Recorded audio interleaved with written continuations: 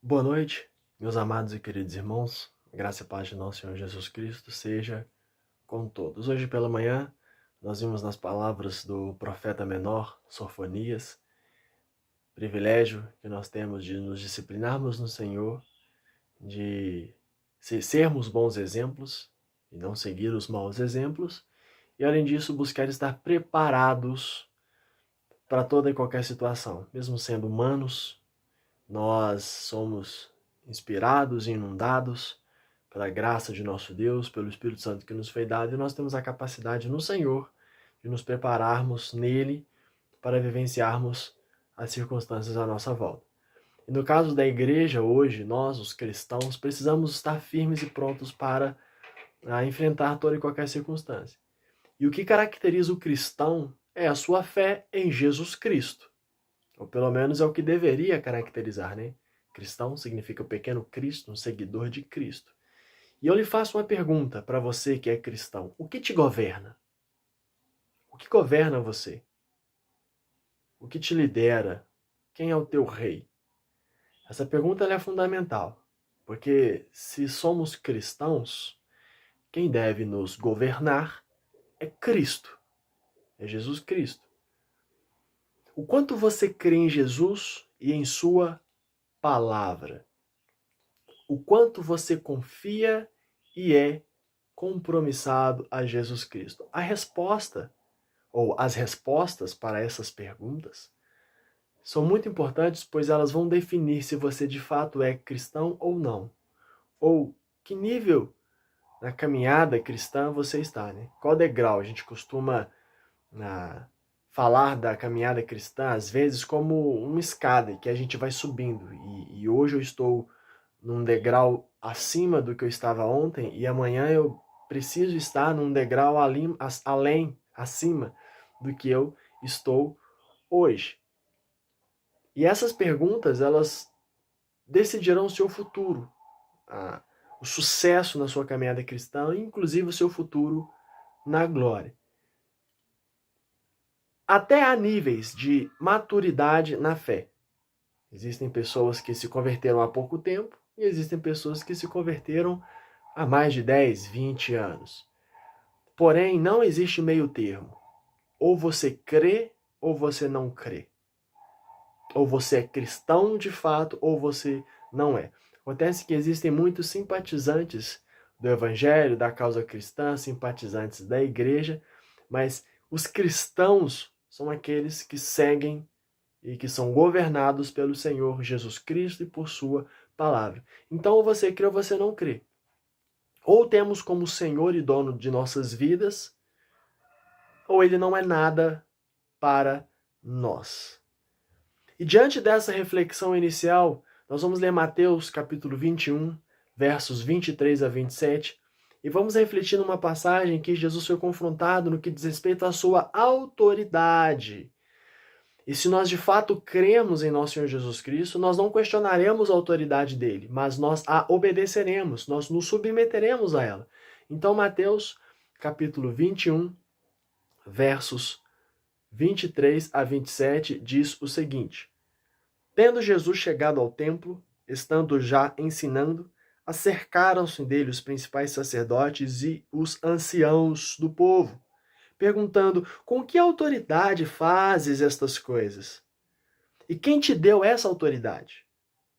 Versículo 24, e Jesus lhes respondeu: Eu também vos farei uma pergunta. Se me responderdes, também eu vos direi com que autoridade faço estas coisas. De onde era o batismo de João? Do céu ou dos homens? E discorriam entre si. Se dissermos do céu, ele nos dirá então, por que não acreditastes nele? E, se dissermos dos homens, é para temer o povo, porque todos consideram João como profeta. Então responderam a Jesus: Não sabemos. E ele, por sua vez, nem eu vos digo com que autoridade faço estas coisas. Oremos para que o Espírito Santo do Senhor nos ilumine nessa noite, na compreensão e entendimento, e principalmente prática da tua palavra. Senhor, obrigado por essa noite, por estarmos diante de ti em culto com os nossos familiares, louvando ao Senhor, orando, clamando, debruçando as nossas vidas diante de Ti. Obrigado pelo domingo que tivemos. E que Deus, o Senhor, em nome de Jesus Cristo, Pai, possa nos instruir na Tua palavra neste momento. Nos edifique, nos ajude, Pai, a de fato crermos no Senhor. A depositarmos a nossa esperança, a nossa fé, tudo que somos e temos em Ti. Muito obrigado. Em nome de Jesus, nosso Senhor e Salvador. Amém. Deus. Irmãos, nós vamos analisar esses versos e ao final trazer algumas aplicações para as nossas vidas. E logo no versículo 22, nos é dito que tendo Jesus chegado ao templo, estando já ensinando, como de costume, o tempo todo Jesus estava ensinando, acercaram-se dele os principais sacerdotes e os anciãos do povo. Então, quase como uma gangue, cercando, rodeando, espreitando Jesus. Eles chegaram para ele, e não foi qualquer grupo de pessoas, foram os sacerdotes e os anciãos, perguntando para Jesus: com que autoridade fazes estas coisas? E quem te deu essa autoridade? Jesus não era nada bem visto pelas autoridades religiosas daquela época. Isso é recorrente nos evangelhos e em algumas mensagens a gente refletiu sobre isso. Depois da entrada triunfal em Jerusalém, descrita no início do capítulo 21, depois da cena da purificação do templo, onde ele acusa os cambistas e os corruptos de estarem usando o templo, usando a fé religiosa para ganhar dinheiro, depois de fazer outras curas dentro do templo, e depois da passagem da figueira que fala contra a hipocrisia, principalmente no que diz respeito ao dar ou não frutos, depois de todo esse contexto, fora tudo que antecedeu nos capítulos anteriores, Jesus despertou ainda mais o ódio daqueles líderes, caminhando para os próximos capítulos, né, onde ele vai ser preso, e aí a gente sabe o final da história. Então aqui nessa situação, Jesus entrou novamente a Jerusalém, depois de ter ido para Betsaida, fez a entrada triunfal, fez aqueles momentos ali no templo, foi para Betsaida e voltou. Então logo após a passagem da figueira, como eu disse, ele é interpelado pelos principais sacerdotes e anciãos do povo. Então percebe que ele não foi circundado por qualquer pessoa. Foram pessoas importantes, referentes e influentes no meio do povo. E a pergunta que eles fazem a Jesus é típica de quem está perdendo a paciência com alguém. É como se eles virassem para Jesus e perguntassem para ele: quem você pensa que você é? Quem você acha que você é? Por que você está vindo dando lição de moral para a gente? Nós que somos estudados, que somos antigos, que somos de idade, que estamos aqui há muito e muito tempo, muito antes de você. Eu fico até talvez imaginando que se fosse nos dias de hoje, como Jesus era jovem, estava na casa dos 30 anos, e ali tinha muitos anciãos, e a palavra ancião significa também de muita idade. Eu imagino que se fosse nos dias de hoje, virariam para ele: o que você está achando que você é, moleque?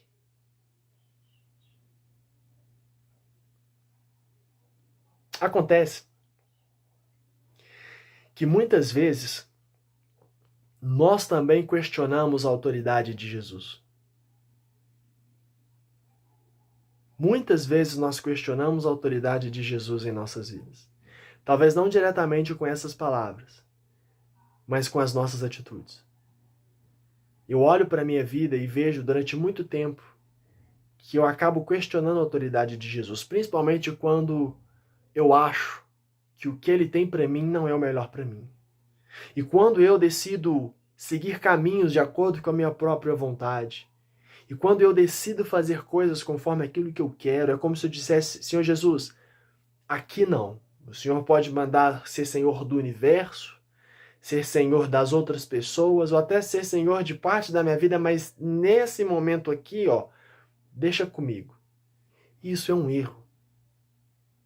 Ou ele é Senhor de tudo, ou ele é Senhor do nada. De fato, querendo nós ou não, Ele é Senhor de tudo. Mas quando nós cremos, quando nós depositamos a nossa fé, quando nós deixamos Ele entrar, quando nós nos submetemos completamente a Ele, a atuação fica mais evidente, fica mais eficaz.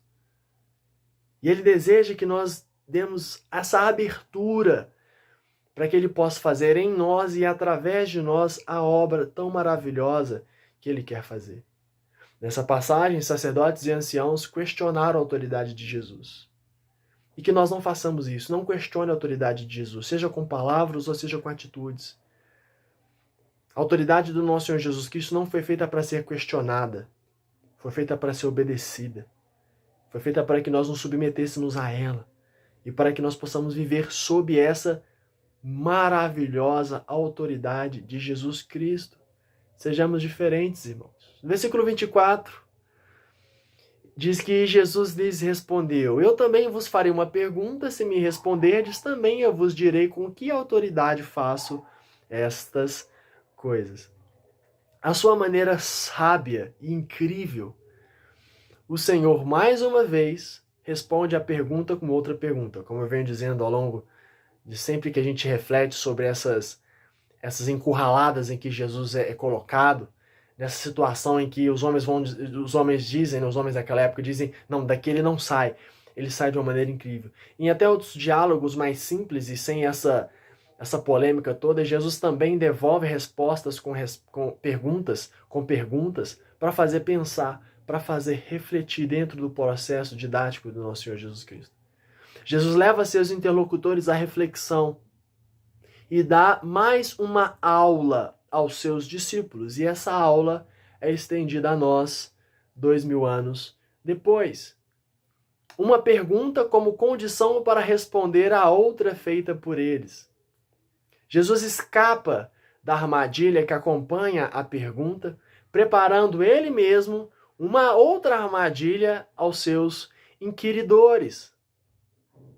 E é marcante como o nosso Senhor Jesus se mostra muito melhor preparado para uma controvérsia dessas que seus tentadores estavam colocando diante dele. E hoje pela manhã eu disse que o discípulo, que o cristão, que o servo do Senhor Deus tem que estar pronto para toda e qualquer situação, e nós devemos estar nessa situação,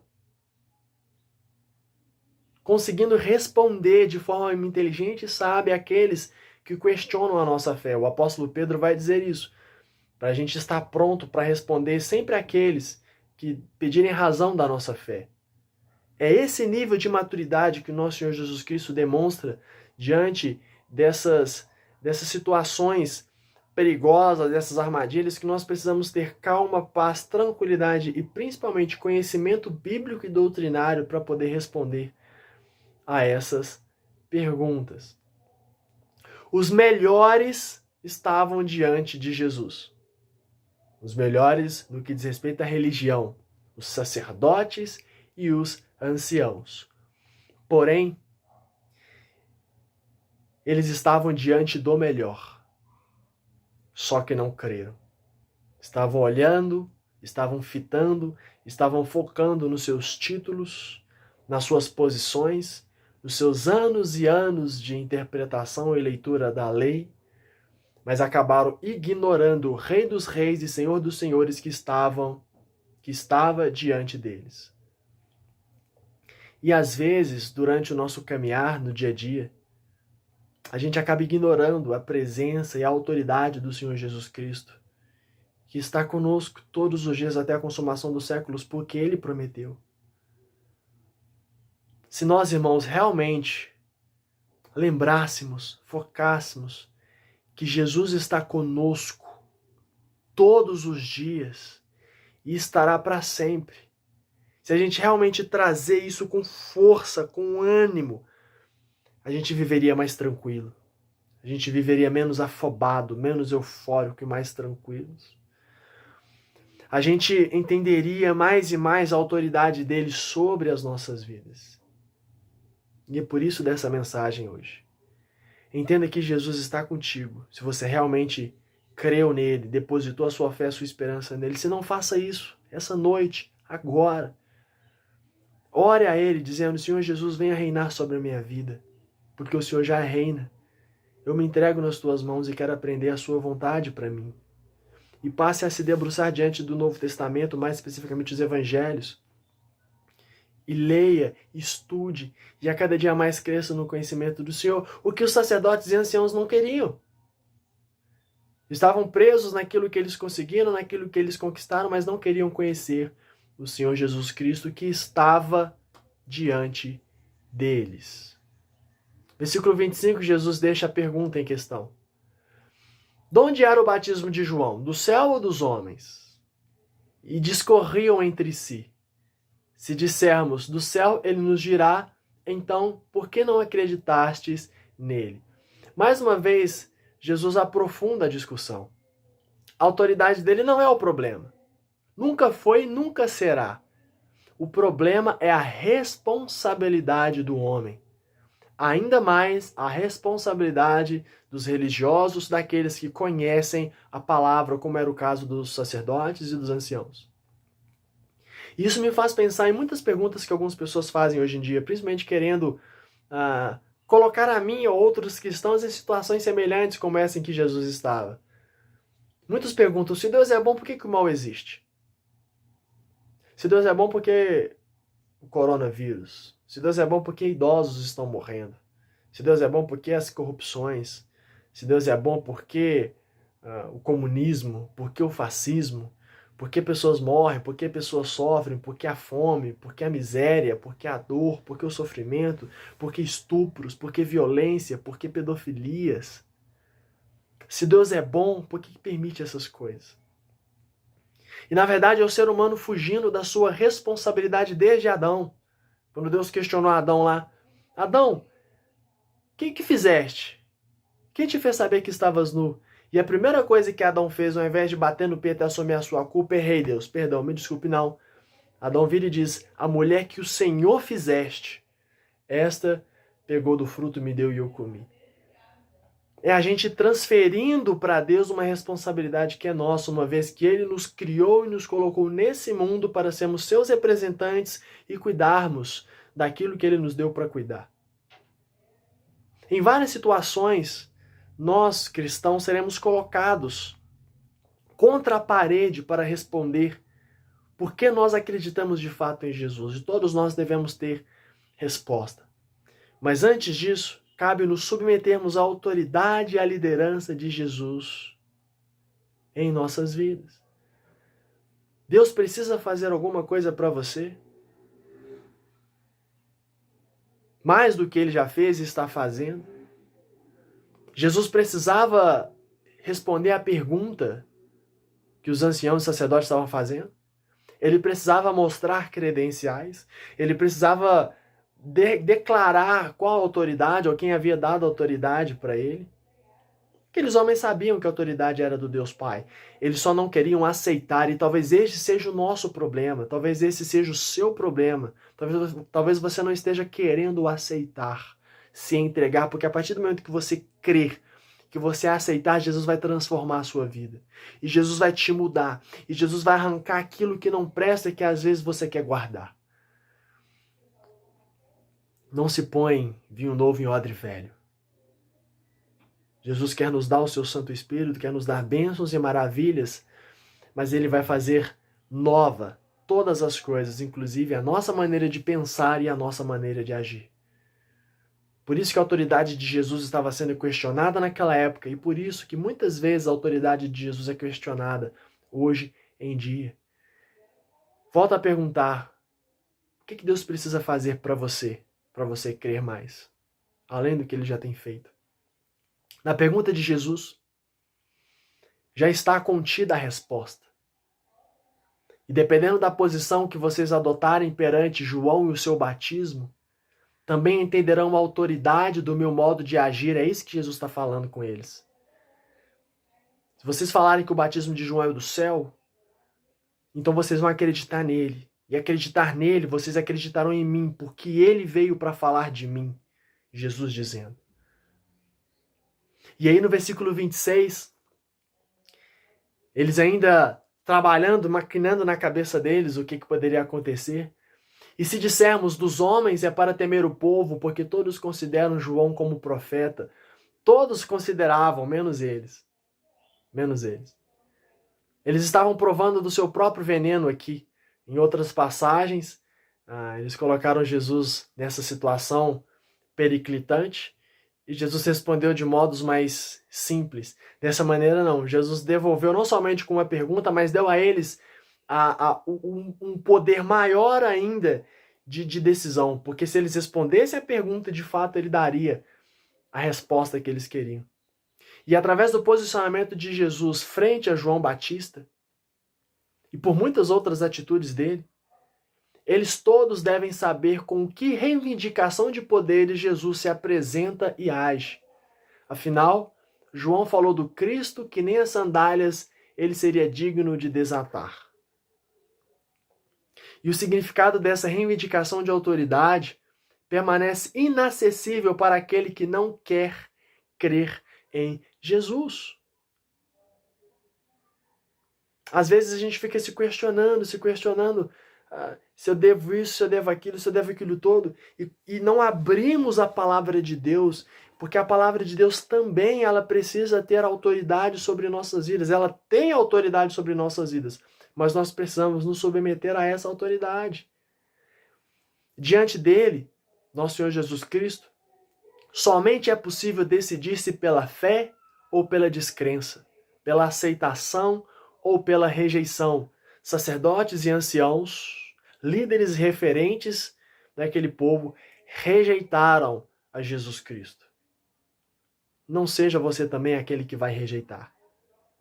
Ou você crê, ou você não crê.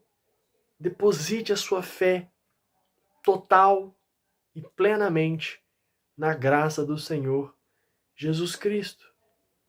Versículo 27, avançando. Então responderam a Jesus, depois de ficarem nesse imbróglio, já que Jesus devolveu para eles a bomba que eles jogaram para Jesus, pensando, olha, se a gente disser que o batismo de João é do céu, a gente vai ter problema, porque a gente não está acreditando em João e nem nele. Se a gente disser dos homens, aí a gente vai ter problema com o povo. Estavam provando do próprio veneno deles. Então responderam a Jesus, não sabemos. Verdade é, não sabemos. E ele, por sua vez, nem eu vos digo com que autoridade faço estas coisas. Eu acho essa passagem incrível, eu acho essa passagem impressionante. Jesus ele não tem obrigação nenhuma conosco. Jesus não tem obrigação nenhuma de provar nada para ninguém. Quantas vezes eu me lembro da minha adolescência, eu dizendo, Senhor Jesus, se o Senhor fizer isso, eu vou fazer aquilo. Senhor Jesus, se o Senhor fizer isso, ele não tem obrigação nenhuma para conosco, exceto aquelas que ele mesmo já estabeleceu para ter, por vontade plena e soberana dele. Ele não é obrigado a nada, inclusive a satisfazer as minhas vontades, as suas vontades, as nossas vontades. E olha, quantas vezes eu não oro como se ele fosse o meu garçom, como se ele fosse o meu mordomo, com uma lista de coisas banais que eu quero, e quando ele não me dá aquilo que eu quero, eu faço pirraça, eu faço birra. Quando nós fazemos isso é porque a gente não está entendendo a autoridade de Jesus. É porque nós não sabemos com quem estamos falando. Diante de Jesus, nós estamos diante do Rei, do Dono, do Senhor das galáxias, do universo. Aquele que governa tudo. Mas às vezes eu acho que ele não tem condições de governar uma área da minha vida. É muito triste, às vezes, eu achar que eu tenho mais autoridade em minha vida do que Jesus, aquele que me criou, aquele que me deu a fé, aquele que morreu por mim e que me deu a salvação nele. A gente precisa voltar a compreender a grandeza de nosso Senhor Jesus Cristo, para além da religião, para além das músicas, para além do que nós queremos acreditar dele, voltar para a palavra e ver o Jesus bíblico, o Jesus manifesto em carne, cheio de graça e verdade, que morreu, ressuscitou, subiu aos céus e vai voltar para colocar a casa em ordem. Então eu não tenho que questionar a autoridade de Jesus, eu tenho que simplesmente dizer como Isaías disse: eis-me aqui, faça em mim, de mim o que o Senhor quiser. E eu sou confrontado, meus irmãos, com este tapa na cara o tempo todo. Porque vira e mexe eu me pego questionando a autoridade de Jesus sobre a minha vida. Vira e mexe quando alguma coisa aperta na minha vida, eu tento resolver de várias maneiras, até o ponto que eu paro e penso: opa, peraí, eu não orei, eu não clamei, eu não coloquei os meus joelhos no chão, eu não pedi orientação a Ele. E como eu quero ter sucesso na minha vida, como eu quero resolver as coisas, como eu quero tomar decisões, se eu não deixo com que Ele reine, que Ele governe e que Ele seja dono da minha vida. E é por isso que a gente sofre tanto, sofre desnecessariamente.